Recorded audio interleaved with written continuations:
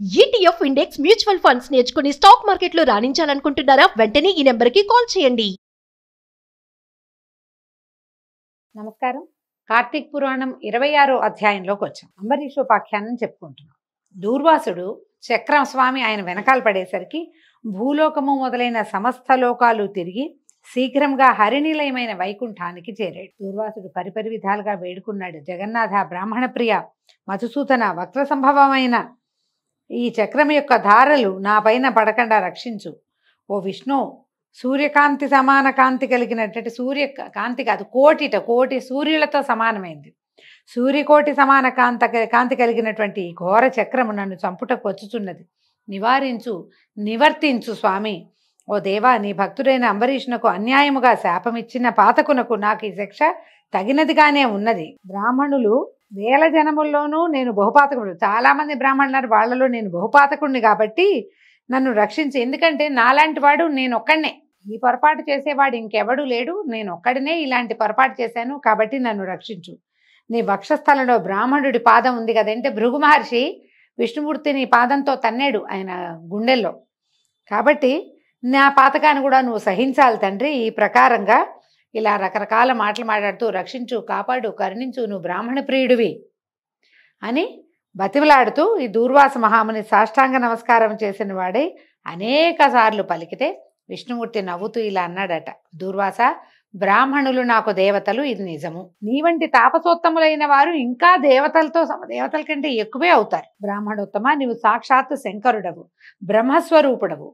జటలతో కూడి భృకుటీకుటులమైన నీ ముఖం చూస్తే ఎవరికి భయం కలగదు? మీ వంటి వారు, మీలాంటి వాళ్ళంటే ఇంత తాపసికులైన వాళ్ళు మీ వంటి స్వభావమునకు వికారము కలగనివ్వరు కదా. నేను మనోవాకాయముల చేత బ్రాహ్మణులకి అపకారము కొంచెమైనా చేయను. నా సంగతి నీకు తెలుసు కదా. దేవతలకు, బ్రాహ్మణులకు, సాధువులకు, గోవులకు సుఖము కొరకు ప్రతి యుగమందు నేను అవతరిస్తాను. దూర్వాస, నీవు సాధునిందితమైన కర్మను ఆచరించావు. ఈ అంబరీషునకి బ్రాహ్మణుడివి అయి ఉండి అతనిని రక్షింపతగిన వాడివయ్యుండి కూడా అకారణముగా శాపమిచ్చావు. అంబరీషుడు మనోవాకాయముల చేత శత్రువునకైనా అపకారం చేసేవాడు కాదు. సర్వభూతములందు నన్నే భావిస్తూ, అంటే విష్ణుమయంగా భావిస్తాడు, సర్వాన్ని భావిస్తూ అన్ని చోట్ల కూడా నన్నే చూస్తూ ఉంటాడు. అలాంటి వాడిని నీవు వృధాగా అనేక బాధలు పెట్టావు. ఇది నీకు తగునా? నీవు భోజనానికి వచ్చేదనని చెప్పిపోయి సకాలమునకు రాలేదు. నీకు అనుష్ఠానం ఉన్న ఎడల అతనికి అనుజ్ఞ ఇవ్వలేదు. అయ్యా, నేను రావడానికి కొంచెం ఆలస్యం అవుతుంది, నువ్వు భోంచేసేయి, తర్వాత నేను వస్తాను అని చెప్పుండొచ్చు. కానీ నీకు చెప్పలేదు. నువ్వు నీ అనుష్ఠానం పెద్దది, అతనికి ద్వాదశి పారణకు వస్తానని చెప్పావు. అందుకని అతను ఏం చేశాడు? కేవలం జలం పుచ్చుకుని ద్వాదశి పారణ ముఖ్య కాలంలో చేశాడు. అతనికి ద్వాదశి ఘడియలు వెళ్ళకుండా పారణ చేయటమే ముఖ్యం. అందుకని కేవలం అతను తీసుకున్నది ఒక పురుషుడు నీళ్లు అంతే. ఉదకపానంలో ఏం దోషం ఉంది? బ్రహ్మచర్యాదులకు ఆహార నిషిద్ధమందు ఉదకపానం విహితమై ఉండగా దాహశాంతికై అంబరీషుడు జలపానం చేసినందువల్ల ఏం దోషం జరిగింది? నీకు ఏది సందు దొరకక ఏదో ఒకదాన్ని తప్పుగా చేసుకుని శాపం ఇచ్చావు గాని సరిగ్గా విచారిస్తే నిజంగా అది దోషమా? అదీకాక అతను శాస్త్రాన్ని చక్కగా విచారించి ద్వాదశి కాలమందు జలపానం మాత్రమే చేశాడు. నువ్వు శాస్త్రవేత్తవే కదా, నీకు కోపమునకు తగిన కారణం ఏదో చెప్పు. అతను భోజనం చేసేస్తే నీ కోపం రావచ్చు, కానీ చేయల, ఒట్టి జలపానమే కదా చేశాడు. అప్పటికి నిన్ను అనేక విధాలుగా ప్రార్థించినా కూడా నీవు కోపం తగ్గించుకోకుండా అతన్ని దూరముగా పోగానే అతను ఏం చేశాడు? ఒక తన్నుదన్నేవు నువ్వు అతను కిందకి పడ్డాడు. బ్రాహ్మణ ప్రియుడైన ఆ రాజు బ్రాహ్మణుడవైన నీ వల్ల భయం ఉంది, తన హృదయాంతర్వాసిను స్వయంభువు అయినటువంటి నన్ను శరణు వేడాడు. ఇంతలోనే నీవు శాపం ఇచ్చావు. బ్రాహ్మణుని మాట అసత్యమైపోవునన్న తలంపుతో రాజు హృదయమందున్న నేను ఆ 10 జన్మల్ని అంగీకరించాను. ఆ రాజుకి అంబరీషుడు నీవు శాపమిచ్చుటే ఎరగడు. నీవు శాపమిచ్చే సమయంలో రాజు ఏమనుకుంటాడు? అయ్యో, బ్రాహ్మణాపకారం కలిగిందే, ద్వాదశిని విడిచిన హరిభక్తి లోపిస్తుందన్న భయంతో జలపారణం చేశాను, దాంతో బ్రాహ్మణ తిరస్కారం అయింది, హరి నన్ను ఎట్లాగైనా కాపాడు అని దీనుడైన అతను శరణుజొచ్చి నాయందే మనసు ఉంచి ఇతర విషయములను మరచి తన శరీరాన్ని తను తెలియకుండా ఉన్నాడంటే ఆయన స్పృహలో లేడు. అంబరీషుడు దుఃఖంతో, భయంతో, తప్పు చేశానేమోనన్న చింతతోటి మనసులో లేక అతను చింతలో ఉన్నాడు. అది చింతాక్రాంతుడై అపస్మార స్థితిలోకి వెళ్ళిపోయాడు. అతని మనసు నా యందు మాత్రమే ఉంది. ఇలా ఉండనప్పుడు నువ్వు శాపం ఇచ్చావు. శాపమందు నువ్వు మీనము కూర్మము మొదలైనవి కమ్ము అని చెప్పితివి. అప్పుడు భక్త బాధా నివర్తకుడినైన నేను అతని హృదయమందు నివసించి ఉండి అతని చెవు వలన నీవిచ్చిన శాపములను వినుచు నా భక్తుడికి అన్యాయంగా శాపం తగిలింది కదా, దీన్ని ఎట్లా చేద్దామని ఆలోచించాను. బ్రాహ్మణుని మాట సత్యముగా చేస్తే కనుక నా భక్తుడికి అనిష్టం కలుగుతుంది, చాలా కష్టం, అతను ఇబ్బంది పడతాడు, అతను చెయ్యలేడు. శాపాన్ని నివారిస్తే కనుక బ్రాహ్మణ వచనం అసత్యం అవుతుంది. కాబట్టి బ్రాహ్మణ వాక్యం సత్యమయ్యేలాగా భక్త రక్షణమయ్యేలాగాను ఆలోచించి నీవిచ్చిన శాపాలని నేనే స్వీకరించాను. నా భక్తుడు ధర్మాత్ముడు, సమస్త భూతములందు సమబుద్ధి కలిగినవాడు. అట్టి విషయము ఎరిగియుండియు నీవు అధర్మముగా శాపమిచ్చితివి. వేదములందు దేశమును బట్టి కాలముని అనుసరించి వయస్సును ముఖ్యంగా చేసుకుని తర్వాత జాతిని అవలంబించి ఆశ్రమములను విషయముగా చేసుకుని మనుషులకు అనేక విధ ధర్మాలు చెప్పబడ్డాయి. ప్రతి వాళ్ళకి కొన్ని ధర్మాలు చెప్పబడ్డాయి. పురుషునకు కొన్ని ధర్మములు, స్త్రీలకు కొన్ని ధర్మములు, మనుష్య జాతికి అంతయు కొన్ని ధర్మాలు చెప్పబడ్డాయి. కాబట్టి మనుష్య జాతికి సామాన్యంగా చెప్పబడినటువంటి ధర్మములను మనుషులందరూ విడవరాదు. రెండు పక్షములందు మనుషులందరికీ ఏకాదశి నాడు భోజనం ఆచరించకూడదని వేదములలో పరమధర్మం విధించబడింది. అట్లా కాకుండా భుజించిన ఎడల దోషము చెప్పబడింది. ద్వాదశిని విడిస్తే గనక ఏకాదశిని విడిచిన దోషమే సంభవిస్తుంది. కాబట్టి నా భక్తి లోపించునన్న భయంతో అతడు జలపానం చేసెను. ఇట్లుండగా నీవు వృధాగా తొందరపడి ఏ విచారము చేయకుండా, అంటే బాధపడకుండా కాదు, ఆలోచించకుండా నువ్వు శాపం ఇచ్చావు.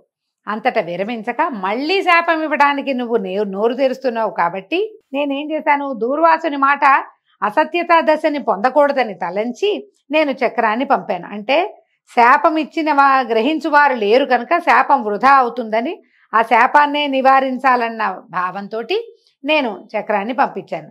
కాబట్టి నీవు అంబరీషుని వద్దకు పొమ్ము. అతడు నీ నిమిత్తమై దుఃఖాతులుడుగా ఉన్నాడు, ఆకులంతో ఉన్నాడు. నీవచ్చటకి వెళ్ళిన ఎడల అతనికి క్షేమం కలుగును, నీకును క్షేమం కలుగుతుంది. బ్రాహ్మణోత్తమ, దుఃఖించద్దు.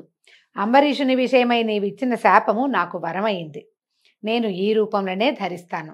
నేను ఈ కల్పమున ప్రళయమందు జగత్తు యొక్క స్థితి కారణము కొరకు శంఖాసురుని సంహరించడానికి, మనువుని రక్షించటానికి పెద్ద చేపనవుతాను. భవిష్యత్తులో జరగబోయేది భగవంతుడు దూర్వాస మహామునికి చెప్పాడని కార్తీక పురాణంలో చెప్పబడింది. నేను భవిష్యత్తులో మత్స్యావతారాన్ని ఎత్తుతాను. అప్పుడు శంఖాసురుణ్ణి సంహరించాలి, మనువుని రక్షించాలి.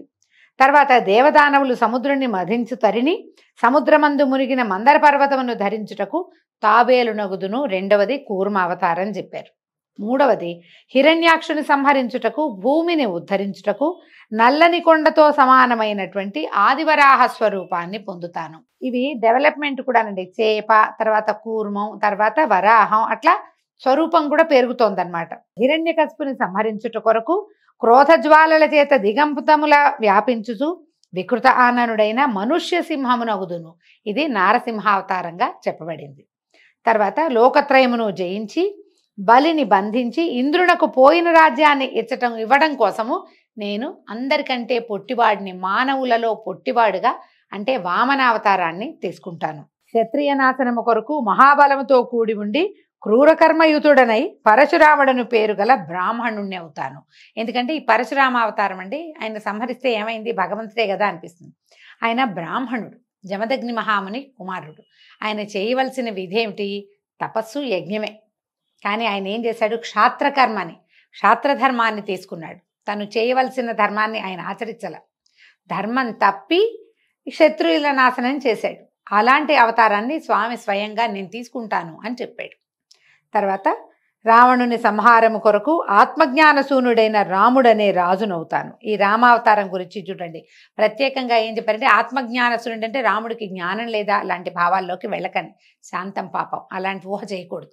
ఈయన నేను భగవంతుణ్ణని ఎక్కడా చెప్పలా. రామావతారంలో పరిపూర్ణ మానవావతారుడుగా ఉన్నాడు రాముడు. భగవంతుడు మానవ జన్మ తీసుకుని ఒక మానవుడు ఎలా ఉండాలో అలా జీవించి చూపించాడు.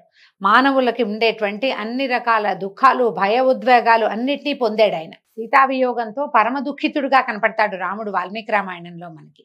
మానవులనే ఆయనే భగవంతుడని తెలిసే ఆయనకి దుఃఖమేముంది, నేను ఇది చేయగలనని తెలిసిన వాడైతే దుఃఖం అక్కర్లేదు. ఆమె ఎక్కడుందో తెలియక దుఃఖించాడు, ఆమెను పొందలేక పరితాపించాడు. ఆయనకి దొరికిన తర్వాత కూడా ఈమెను ఇట్లా లేనేమోనని దుఃఖపడ్డాడు. మానవ సహజమైన భావాలన్నిటినీ రాముడు స్వీకరించాడు. అందుకని ఆత్మజ్ఞాన శూన్యుడంటే భగవంతుణ్ణని తెలుసుకున్న రకంగా ఆయన ప్రవర్తించలేదు. తెలిసే ఉంటుంది, పరమాత్మకి తెలియందేముందండి, తెలుసుంటుంది. కానీ తెలిసినట్టుగా ఆయన మొత్తం రామాయణంలో ఆయన పూర్తి ప్రయాణం పుట్టుక దగ్గర నుంచి మళ్ళీ వైకుంఠ ప్రవేశం దాకా ఎక్కడా భగవంతునిగా ఆయన ప్రవర్తించలేదు. రామం దశరథాత్మజం అని చెప్తారు. నేను రాముణ్ణి దశరథాత్మజుండిగానే తనని తాను పరిచయం చేసుకుంటాడు, కానీ భగవదంశ సంభూతుడుగా ఆయన ప్రవర్తించడు. అది చెప్పారనమాట. అయితే యదువంశమందు ఆత్మజ్ఞానము కలిగియు గోపీకాముకుడనై రాజ్యము లేని కృష్ణుడనగుదును. ఈ కృష్ణావతారంలో ఆయన యదువంశంలో పుట్టాడు, ఆయనకు ఆత్మజ్ఞానం ఉంది, నేను భగవంతుడని ఆయనకి తెలుసు. కానీ ఆయనకి రాజ్యార్హత లేదు, రెండో కుమారుడిగా జన్మించాడు. ఇక్కడ అవకాశం లేదు కాబట్టి ఇంక అది జరగలేదు. తర్వాత కలియుగమందు పాపమోహము కొరకు బుద్ధుడను అదితి కుమారుడనే పాషండ మార్గోపదేశిని అగుదును. అది బుద్ధావతారం చెప్తారండి. మనం చూసేటటువంటి బుద్ధియిజం కాదు. ఈ బుద్ధావతార గాథలు మనకి సాధారణంగా మనం చూస్తున్నటువంటి రామాయణ భాగవతాది గాథల్లో కనిపించవు. ప్రత్యేకమైన కథనంగా కనిపిస్తుంది. ఒక యుగంలో ఇలా జన్మించారు ఆయన, ఒక కల్పంలో. తర్వాత కలియుగాంతమందు శత్రుఘాతకుడైన బ్రాహ్మణుణ్ణి అగుదును. కలికి అవతారము ఎక్కడో జన్మిస్తారని, అప్పుడు ఏంటంటే ఈ మానవుల్లో ఉన్నటువంటి విపరీత ప్రవర్తనలన్నింటినీ ఖండించి తన రాజ్యాన్ని స్థాపిస్తాడని చెప్పబడతాయి. ఇలాగా 10 జన్మలు నేను పొందుతానని భగవంతుడు స్వయంగా దూర్వాస మహామునికి చెప్పారు. దీనికి చెప్తున్నారు, ఇట్లు నాకు 10 జన్మలు కలుగును అని చెప్పినటువంటి ఈ విషయాన్ని వినేటువంటి వాళ్ళందరికీ పాతక నాశనం కలుగుతుంది అని చెప్తున్నారు. దీంతో కార్తీక మహాత్మ్యంలోని 26వ అధ్యాయం పూర్తయిందండి. రేపు ఉదయం 27వ అధ్యాయంలో మళ్ళీ కలుసుకుందాము. నమస్కారం.